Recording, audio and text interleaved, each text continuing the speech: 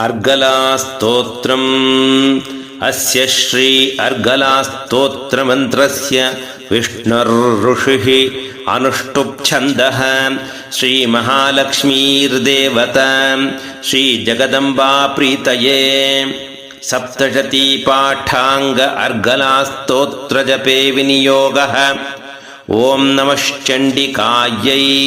मार्कण्डेय उवाच जयन्ते मंगला काली भद्रकाली कपालिनी दुर्गा क्षमा शिवा धात्री स्वाहा स्वधा नमोऽस्तुते।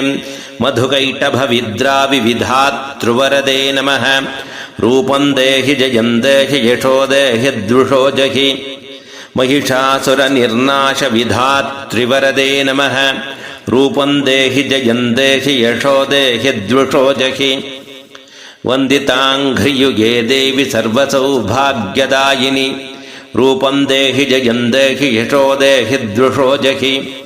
रक्तबीजवधे देवि चण्डमुण्डविनाशिनि रूपं देहि जयं देहि यशो देहि द्रुषो जहि। अचिन्त्यरूपचरिते सर्वशत्रुविनाशिनि रूपं देहि जयं देहि यशो देहि द्रुषो जहि। न तेभ्यः सर्वदा भक्त्या चण्डिके दुरितापहे रूपं देहि जयं देहि यशो देहि द्रुषो जहि। स्तुवद्भ्यो भक्तिपूर्वं त्वां चण्डिके व्याधिनाशिनि रूपं देहि जयं देहि यशो देहि द्रुषो जहि। चण्डिके सततये त्वामर्चयन्तीह भक्तितः रूपं देहि जयं देहि यशो देहि द्रुषो जहि। देहि सौभाग्यमारोग्यं देहि देवि परं सुखं रूपं देहि जयं देहि यशो देहि द्रुषो जहि। विधेहि दृढतां नाशं विदेहि बलमुच्चकैः रूपं देहि जयं देहि यशो देहि द्रुषो जहि। विधेहि देवि कल्याणं विधेहि परमां श्रियं रूपं देहि जयं देहि यशो देहि द्रुषो जहि।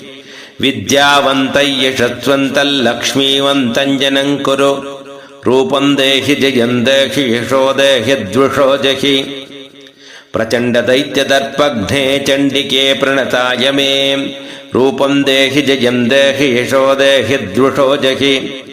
चतुर्भुजे चतुर्वक्त्रसंस्तुते परमेश्वरि रूपं देहि जयं देहि यशो देहि द्रुषो जहि।